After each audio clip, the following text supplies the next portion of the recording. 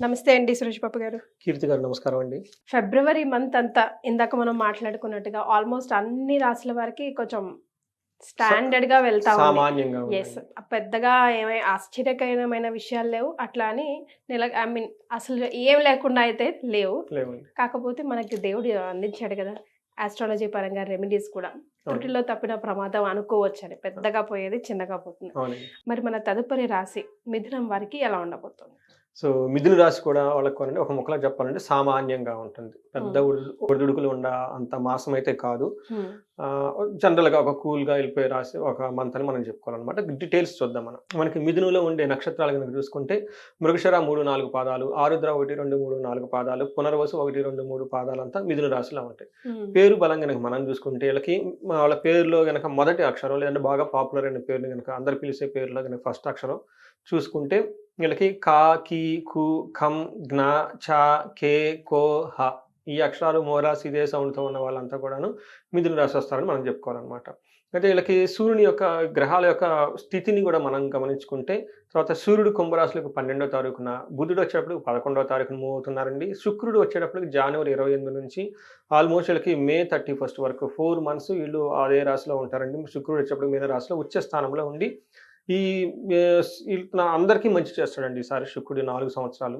Okay. Sorry 4 నెలలు నెలలు. 4 నెలలు చాలా బాగా యోగతనిస్తాడని చెప్పుకోవాలన్నమాట. కుజుడు హ్మ్. వచ్చేప్పటికి మిథున రాశిలోకి రెట్రోగేట్‌లో ప్రవేశించి 2 మంత్స్ అక్కడే ఉంటారండి. అక్కడే ఉండేసి జనవరి 31 నుంచి అక్కడే ఉంటారు వాళ్ళకి. ఓకే. వీళ్ళు కూడాను చాలా మందికి చాలా యోగ్యతనిచ్చే ఉండే అవకాశం ఎక్కువగా ఉందన్నమాట. హ్మ్. అయితే ఇప్పుడున్న గ్రహస్థితిని బట్టి మనం గనుక చూసుకుంటే, ఫస్ట్ మనకి మహర్షులు ఒక సూక్ష్మంగా మనకి లఘుగోచారం అన్న ఒక కాన్సెప్ట్‌నిచ్చారు. వార్తల్లో ముఖ్యాంశాల్లాగా ఈ మంత్ అంతా జరగబోయేది ముఖ్య అంశాలుగా ఇమ్మీడియేట్‌గా వారి సమ్మరీగా మనం తెలుసుకోవచ్చు. హ్మ్. దీని ప్రకారం గనక చూసుకుంటే ఫస్ట్ 15 డేస్ తర్వాత 15 డేస్ అన్నట్లు ఉంటుందన్నమాట. ఫస్ట్ 15 డేస్ ఎలా ఉంటుందంటే, కొంచెం శారీరకంగా పీడ అంటే కొంచెం ఏదో ఒకటి పీడించబడే అవకాశం ఎక్కువగా ఉంటుంది. సూర్యుని 8థ్ హౌస్‌లో ఉండటం వల్ల చెస్ట్ పెయిన్ గాని ఇవన్నీ వచ్చే అవకాశం ఎక్కువగా ఉంది. హుహు. అయితే మారిన తరువాత గనక చూసుకుంటే 12 తారీఖు మారుతారు గదా! అక్కడ నుంచి ఈళ్ళకి సూర్యుడు తటస్థంగా ఉంటాడండి. మంచి చేయడు, చెడు చేయడు అన్నట్లు ఉంటారనమాట. తర్వాత ఒకే ఒక విషయంలో గమనించుకొని జాగ్రత్తగా ఉండాల్సిందంటే ఈళ్ళకి శత్రు పీడం అంటే ఈళ్ళకి శత్రువులుండి ఇబ్బంది పెట్టే వాతావరణం ఎక్కువగా ఉంది. ఇది కొంచెం గమనించుకోవాలి. అయితే ఏ పని చేసినా ఆటంకాలు లేకుండా చక్కగా ఎళ్ళిపోతుంది. వాళ్ళు ఏదైనా ఆటంకం వస్తుందని భయపడినా గానీ అలాంటి ఆటంకాలు రావు. వచ్చినా గానీ ఈళ్ళనేమి చెయ్యవు. చక్కగా ఎళ్ళిపోతూ ఉంటాయి. అలానే గొడవలు కావాలని వీళ్ళ దగ్గర గొడవలు పడి వచ్చేవాళ్ళు ఎక్కువ ఉంటారు. కానీ ఆ గొడవలు కూడా వీళ్ళని పెద్ద ఏమి ఇబ్బంది పెట్టే విధంగా ఏమి ఉండవు. ఒక ఓకే. రకంగా ఎలాంటి ఎన్ని ప్రాబ్లమ్స్ ఉన్నా గానీ అన్నిటిని చక్కగా చేసుకొని వెళ్ళిపోయే అవకాశం ఎక్కువగా ఉంటుంది. ఒకటి శత్రువుల నుంచి కొంచెం ఇబ్బందులు వచ్చే అవకాశం ఎక్కువగా ఉంది. దీన్ని కొంచెం గమనించుకొని చక్కగా ప్లాన్ చేసుకోవాలి. కేర్‌ఫుల్‌గా ఉంటే సరిపోతుంది. ఇది మంతంతా సమ్మరీ. మనం డీటెయిల్స్ గనుక చూసుకుంటే గ్రహం వైస్ ఎలా ఉంటుంది ఏంటి అని చూసుకుంటే హ్మ్. వీళ్ళకి ఇది గోచార ఫలితం అనమాట. ఇందులో సూర్యుడు వీళ్ళకి ఒక రకంగా చెప్పాలంటే మిక్స్డ్ రిజల్ట్‌ని ఇస్తున్నారని చెప్పుకోవాలనమాట. ఫస్ట్ వీళ్ళకి ఓవరాల్‌గా సూర్యుడు గనక చూసుకుంటే చాలా మంచి చేస్తారు. హ్మ్. అయితే సూర్యుడు కొన్ని ఛాలెంజెస్ తీసుకొస్తారు. ఆ ఛాలెంజెస్ కూడాను వీళ్ళకి అదృష్టం బాగుండి అంత ఎక్కువగా ఎఫెక్ట్ అవ్వవు అవి. ఓకే. సో, అవి ఏంటంటేనండి మనకి సంస్కృతంలో ఏం చెప్తారంటే నిందాపరాధ, కలహం, నిర్దోషచ్చ, ధనక్షయం, పుణ్యార్థ లాభం నాశనచ్చ, విచారో నవమేరవు అని చెప్తారనమాట. అంటే దీని ప్రకారం ఏంటంటే అండి పుణ్యార్థ లాభ నాశచ్చ మంచి మంచి పనులు గనక మనం ఏదైనా తలపెట్టి చేసుకుంటూ వెళ్తూ ఉంటే దాని యొక్క వాటిలో ఆటంకాలొచ్చేసి ఆహ్, వాటిని వాటిని వచ్చే లాభాన్ని రాకుండా చేసే అవకాశం ఎక్కువగా ఉంది. గుడ్ రిజల్ట్స్ రావు. గుడ్ రిజల్ట్స్ రావు. ఓకే. అయితే ఈళ్ళు కొంచెం కేర్‌ఫుల్‌గా వచ్చే అవకాశం ఎక్కువగా ఉందండి.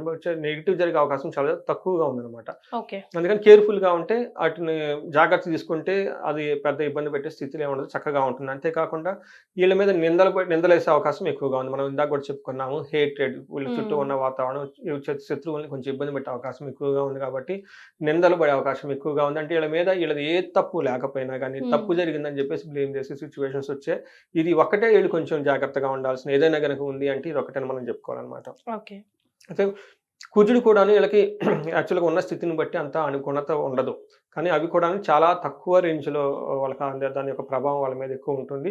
ఏ విధంగా ఉండే అవకాశం ఎక్కువ ఉంటుందంటే హెల్త్ కాంప్లికేషన్స్ మన సంస్కృతిలో ఏం చెప్తారంటే అండి జ్వరం, ఖడ్గ, వ్రణం చైవ, భార్య బంధు విరోధ కృత్తు, చంద్ర రాశికేతౌ భౌమ, యక్ష రాక్షస పీడనం.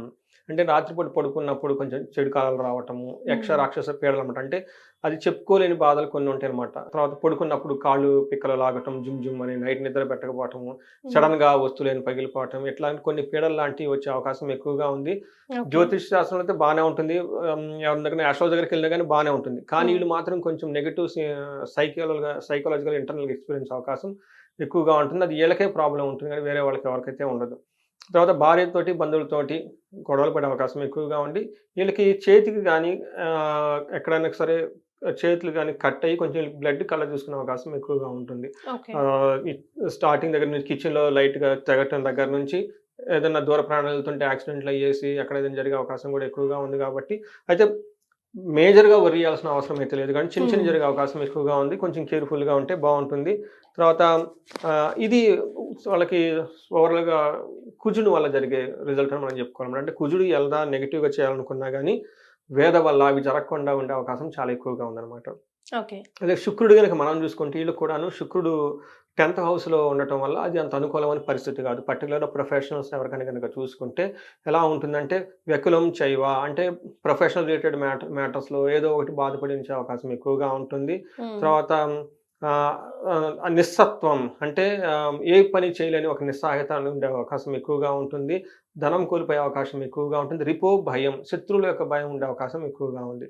అంతేకాకుండా స్త్రీ, పురుష సౌఖ్య హాని మాప్నోతి. అంటే వాళ్ళ వర్క్ రిలేటెడ్ ప్రొఫెషన్స్‌లో లేడీస్ అయితే జెంట్స్ ద్వారా ప్రాబ్లమ్స్ వచ్చే అవకాశం ఎక్కువగా ఉంది. అదే జెంట్స్ అయితే గనక లేడీస్ ద్వారా ప్రాబ్లమ్స్ ఉంటే అదే మనం ఏమంటారంటే జెంట్స్, లేడీస్ ఈళ్ళ దగ్గర మధ్య సరైన సఖ్యత కుదరక గొడవలొచ్చే అవకాశం ఎక్కువగా ఉంటుంది. ఓకే. అంతేకాకుండా నాలుగో ఇంట్లో యాస్పెక్ట్ ఉండడంతో వీళ్ళకి ఒక సొంతగా ఈ టైంలో వెహికల్ కొనుక్కునే అవకాశం ఎక్కువగా ఉంది. మిథున రాశి అవును. వాళ్ళు ఎవరైనా ఉంటే గనక ఏదైనా కొనుక్కోవాలనుకుంటే కార్లు గానివ్వండి, అంటే టూ వీలర్ గానివ్వండి, లేదంటే ఇంటికి ఏదైనా గనక ఒక కొన్ని ఎలక్ట్రికల్ ఐటెమ్ గానివ్వండి, ఒక లగ్జరీ కంఫర్టబుల్‌గా ఉండే అవకాశం ఏదైనా గనక కొనుక్కోగలదలుచుకుంటే ఇది చాలా మంచి టైము.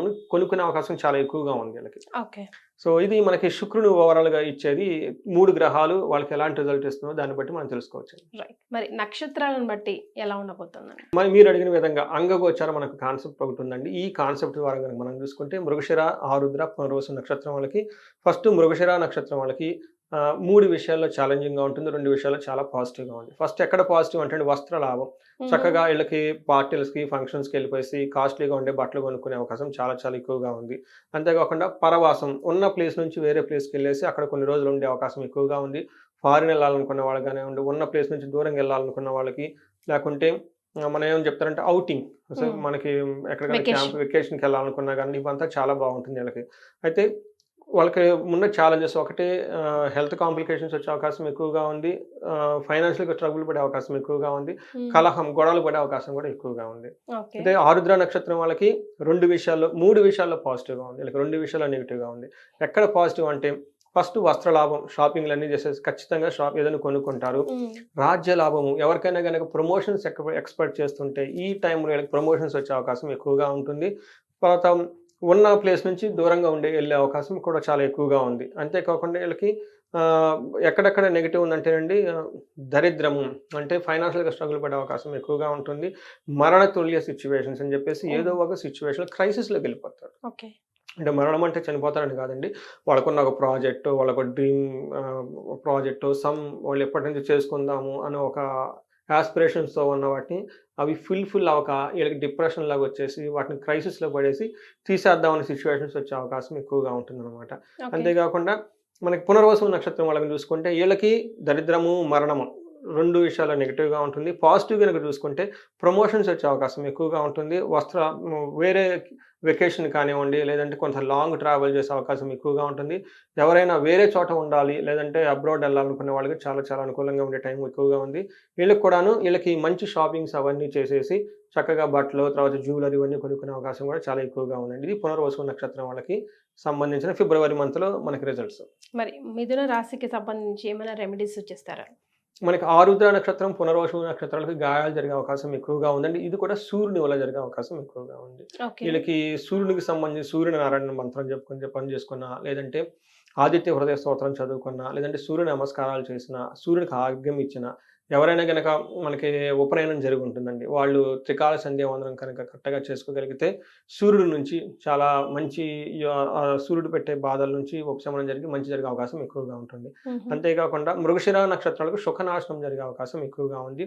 అది కూడాను ఫుల్ మంత్ అంతా శని వల్ల ఉండే అవకాశం ఎక్కువగా ఉంది కాబట్టి శనికి సంబంధించి ఈళ్ళు హనుమాన్ చాలీసా చదువుకున్న, తర్వాత శనివారం ఈ మాసం అంతా శనివారాలు మనకి గుడికెళ్ళేసి ప్రదక్షిణాలు చేసినా గాని ఆంజనేయ స్వామి గుడి చుట్టూ ఇవి జరగకుండా అవకాశం ఎక్కువగా ఉంటుంది. ఎవరైనా గనక పునర్వసు నక్షత్రం వాళ్ళకి శని నుంచి కూడాను ఎక్కువగా ఉంది కాబట్టి శనికి గనక తైలాభిషేకం చేపించుకుంటే చాలా బాగుంటుంది. మనం ఇందాక చెప్పిన విధంగా అందరికి కామన్‌గా చూస్తే వీళ్ళకి దరిద్రము అంటే ఫైనాన్షియల్ క్రైసిస్ ఉండే అవకాశం ఎక్కువగా హ్మ్. ఉంది. సో వీటికి 2 రకాలండి. వాళ్ళకున్న మనకి పరిస్థితిని బట్టి వీళ్ళు శుక్రవారాల పూట నియమంగా ఉండగలిగితే అమ్మవారి గుడికెళ్ళేసి, లక్ష్మి గుడికెళ్ళేసి చదువుకొని చాలా దర్శనం నియమం చేసుకొని అంటే నాన్ వెజ్ అది తినకుండా హ్మ్. లేకపోతే అవునండి. ఒంటి పూట భోజనం చేయడం అలాగానా? అలాంటి గనక చేస్తే బావుంటుంది. అంటే శుక్రవారం చాలా ఇంపార్టెంట్ అన్నమాట అమ్మవారికి. యెస్. సో, ఆ టైంలో గనక తర్వాత ఈళ్ళు గనక సుహాసిని పూజ గనక చేసినగలిగితే గనక ఇంకా చాలా బాగా కలిసొచ్చే బోత్ అవకాశం మ్యారీడ్ అండ్ అన్‌మ్యారీడా? ఎవరైనా గనక చేస్తే చాలా బావుంటుంది. అయితే ఫైనాన్షియల్ క్రైసిస్‌కి అంటే కొంతమందికి బిజినెస్‌లుంటాయండి. కొన్ని కోట్లలో ట్రాన్సాక్షన్ జరుగుతూ ఉంటాయి. వాళ్ళు గనక కుబేర పాశుపత హోమం గనక చేపించుకోగలిగితే హ్మ్. ఖచ్చితంగా 3-4 మంత్స్‌లో వాళ్ళకి నష్టపోయిన ధనం వచ్చే అవకాశం ఎక్కువగా ఉంటుంది. వావ్! అలానే రావాల్సిన ధనం ఎక్కడైనా గనక ఆగిపోయి ఉంటే అవన్నీ కూడా తిరిగొచ్చే అవకాశం ఎక్కువగా ఉంటుంది. ఒక 2 డేస్ దీక్షలాగా పట్టుకొని కుబేర పాశుపత హోమం గనక చేపించుకుంటే శ్రీ సూక్త సంపుటీకరణ మహాలక్ష్మి హోమం గనక చేపించుకోగలిగితే చాలా బావుంటుందండి. ఎవరికైతే కలహము అని ఉందండి, తర్వాత ఈళ్ళకి గొడవలు గనక ఏదైనా గనక అవుతూ ఉంటే గనక ఈళ్ళకి ఆ గొడవల నుంచి శత్రువులపై విజయం రావటానికి మనకి శ్రీశైలంలో అమ్మవారి దగ్గర చండీ హోమం చేస్తారండి. అది సామూహికంగా ఉంటుంది. అది గనక చేపించుకోగలిగితే ఎలాంటి గొడవలున్నా గానీ, ఆ గొడవల సమస్యల నుంచి బయటపడేసి చక్కగా లైఫ్ అనేది ఉంటదని చెప్పేసి గమనించుకోవాలండి. రైట్. సురేష్ బాబు గారు థాంక్ యూ సో మచ్ అండి. రాశి వారికి ఏ రాశి మర్చిపోయాను. మిథున. మిథునం. హ్మ్.